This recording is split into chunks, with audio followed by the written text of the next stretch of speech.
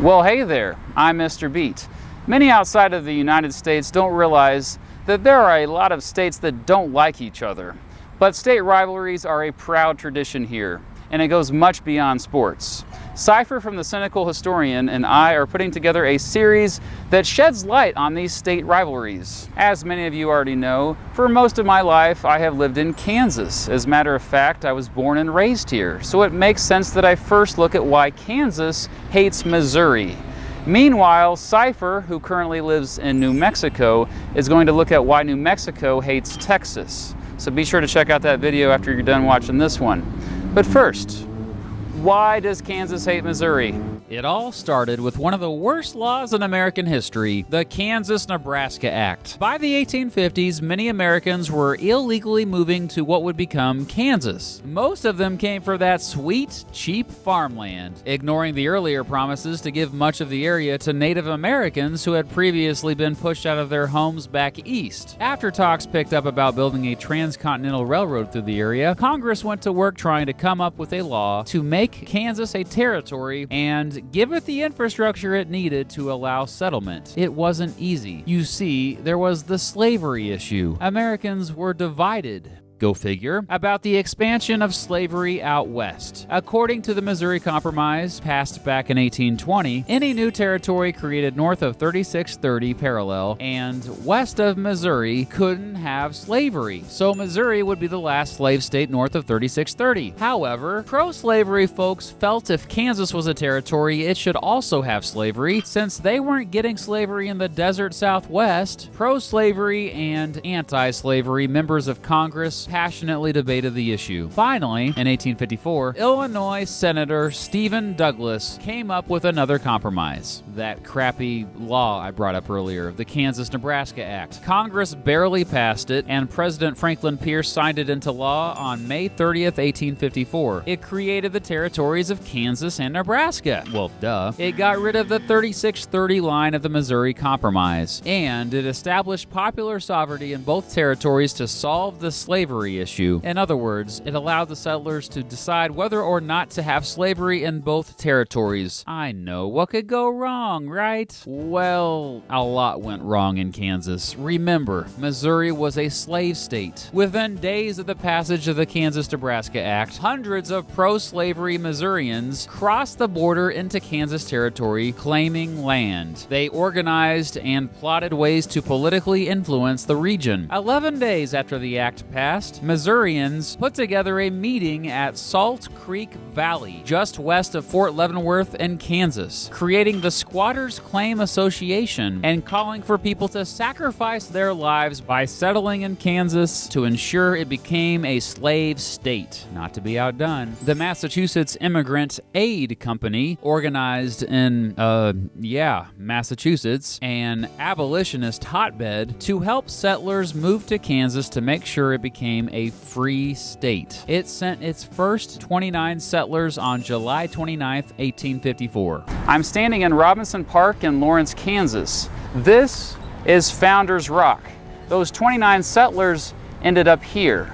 And now I'm just going to read from that placard that's on this rock. To the pioneers of Kansas who, in devotion to human freedom, came into a wilderness, suffered hardships, and faced dangers and death to found this state in righteousness. These were the first to come under the auspices of the New England Immigrant Aid Company. They founded the city of Lawrence. The first party of 29 men left Massachusetts July 17, 1854, and arrived here August 1st, 1854. And you'll see here that all the names are listed. And then below, the second party of 114 left Boston August 29, 1854, and arrived September 15, 1854. So there are the original settlers of Lawrence. Which is probably why the main road that goes through downtown is called Massachusetts Street. The Massachusetts Immigrant Aid Company sent hundreds more to Kansas, and other folks who became known as, quote, free staters followed them, settling in places like Topeka, Manhattan, and Osawatomie. When pro-slavery settlers settlers and anti-slavery settlers all rushed in, things were strangely calm for the first few months. However, that all changed on March 30th, 1855. On that day, a flood of Missourians, known as border ruffians, crossed the border into Kansas to illegally vote for a bunch of pro-slavery candidates. Likely because of that, pro-slavery candidates won across the state, and the Kansas Territorial Legislature was almost entirely made up of them. That's when the violence really took off. From 1855 to 1858, some of the worst violence the United States has ever seen took place in Kansas Territory between pro-slavery and anti-slavery groups. It was so bad, it became known as Bleeding Kansas. Historians sometimes argue the American Civil War really began in Kansas. In addition to small skirmishes here and there, some major battles occurred during this time. On November 21st, 1855, a pro-slavery dude named Franklin Coleman shot a Free Stater named Charles Dow. Coleman said he was acting in self-defense, and the county sheriff, Samuel Jones, must have believed him, choosing to arrest Dow's Free State friend, Jacob Branson, instead. After a Free State mob broke Brandon out of jail, Jones and a bunch of pro-slavery forces, most of them from Missouri, made their way to Lawrence, preparing to destroy the whole town, since it had become a Free State hub. Lawrence heard about them coming and raised a militia of 800 men to defend the city. The infamous abolitionist John Brown and his sons were among them. Leaders on both sides were able to sign a peace treaty before any major violence broke out. However, the next year, someone shot Sheriff Jones as he was attempting to arrest Free State settlers in Lawrence. But they did not shoot the deputy, and then drove the wounded Jones out of town. Jones eventually came back with Federal Marshal Israel Donaldson and about 800 pro-slavery dudes, many from out of the state and some from as far away as South Carolina. As they camped outside of Lawrence, David Rice Etcheson, the former Missouri senator, gave a speech to fire them up. On May 21st, 1856, Jones, Donaldson, and their forces destroyed and looted much of Lawrence, including bringing down the Eldridge Hotel and the printing offices of 2 Free State newspapers. This became known as the Sacking of Lawrence. In retaliation, a few days later, John Brown, his sons, and a few other abolitionists murdered 5 allegedly pro-slavery settlers camped near Pottawatomie Creek in Franklin County. This became known as the Pottawatomie Massacre. Brown went into hiding, but Captain Henry Pate captured and arrested 2 of his sons. On June 2nd, Brown caught up to Pate and a group of Missourians he was leading near what today is Baldwin City. After some fighting, Brown and his forces captured 22 of Pate's men and held them for ransom. Brown agreed to release them after Pate released his sons. This became known as the Battle of Blackjack. After this, Brown and his sons went back into hiding, but continuing to lead guerrilla attacks in northeastern Kansas. On August 16th, in what became known as the Battle of Fort Titus, Free Staters attacked the fortress of the pro-slavery dude Henry Titus near Lecompton. They captured and imprisoned pro-slavery folks, taking them back to Lawrence. On August 30th, General John William Reed and between 250 and 400 border ruffians attacked the Free Stater town of Osawatomie. Reed had planned on destroying the town, as well as doing the same to Topeka and Lawrence later. John Brown led forces there against Reed, but was unable to defend the town. After Brown's forces retreated, Reed and his men looted and burned Osawatomie. Still, Brown emerged as a hero after that battle. Today, there's a museum and a park there in his honor. For more context about John Brown, here is the cynical historian. Hey, Safer here. John Brown has often been lionized for his ideals. I don't think people nowadays would argue against his cause, complete abolition of slavery. When he died in 1859, in service to that cause, people sang their praise of him in a familiar tune. John Brown's body lies a mouldering in the grave, but his soul goes marching on. That same tune eventually became the main song for the Union Army during the Civil War, but with different lyrics, which was called the Battle Hymn of the Republic.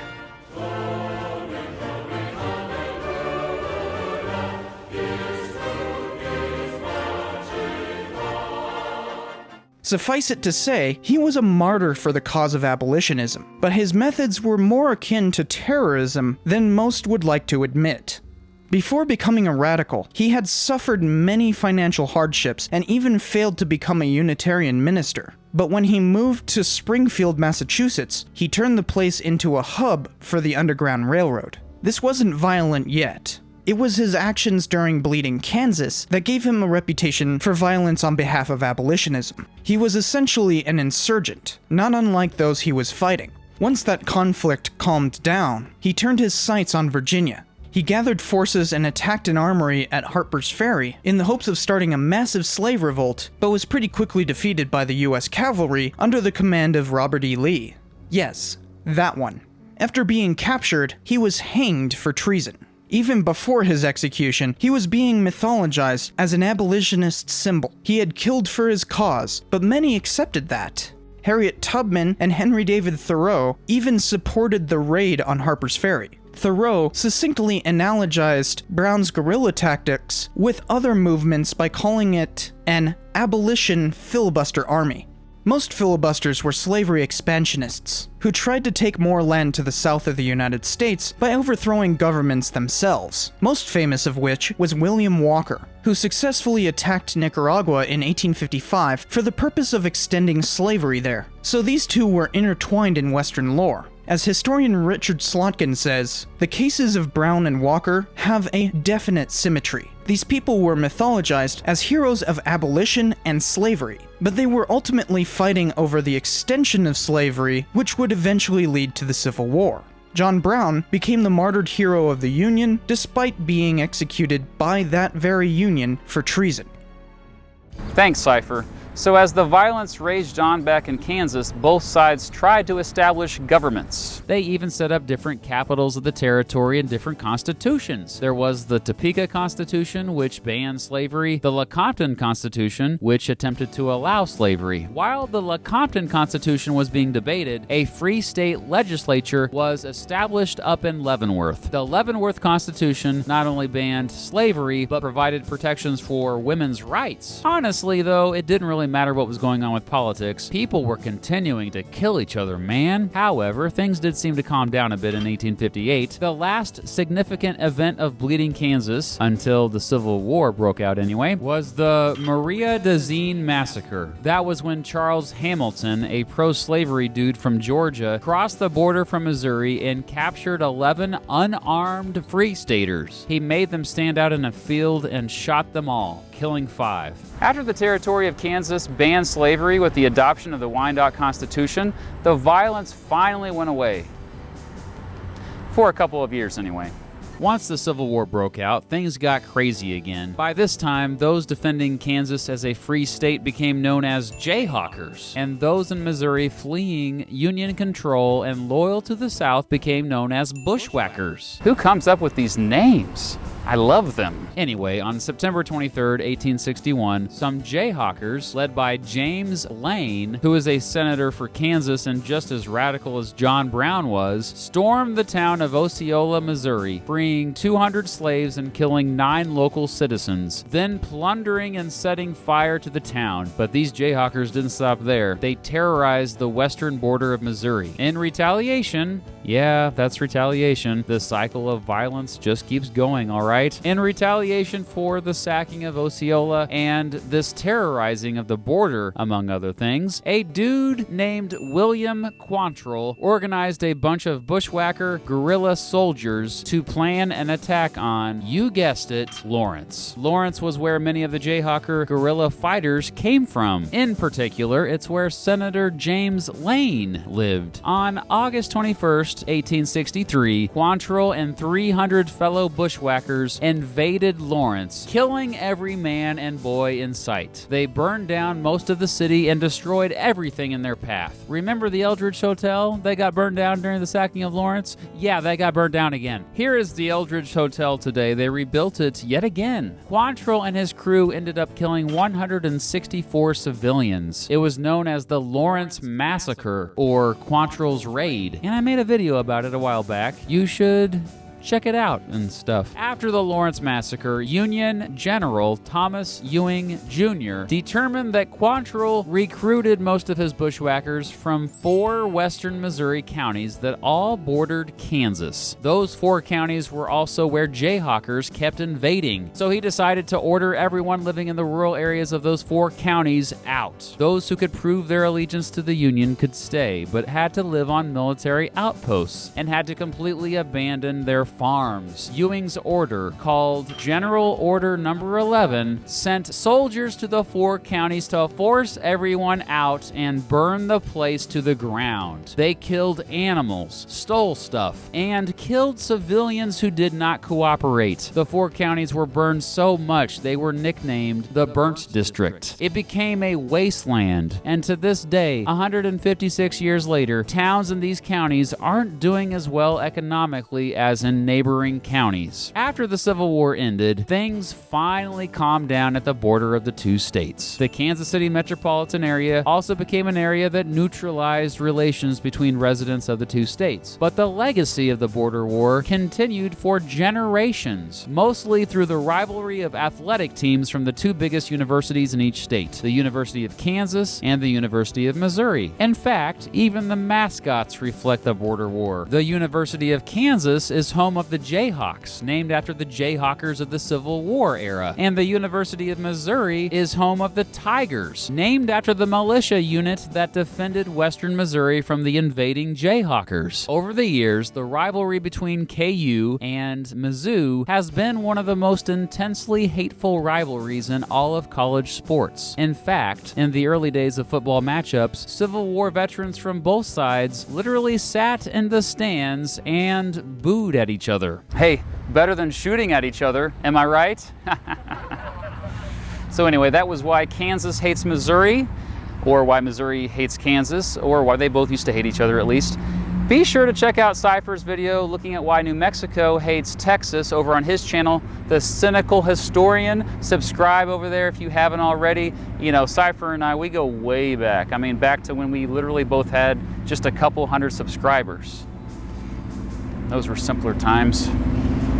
Anyway, if you are from Kansas or Missouri, I want to hear from you. Comment below, talk trash below, and thank you for watching. John Brown's body lies a mouldering in the grave. His soul is marching on.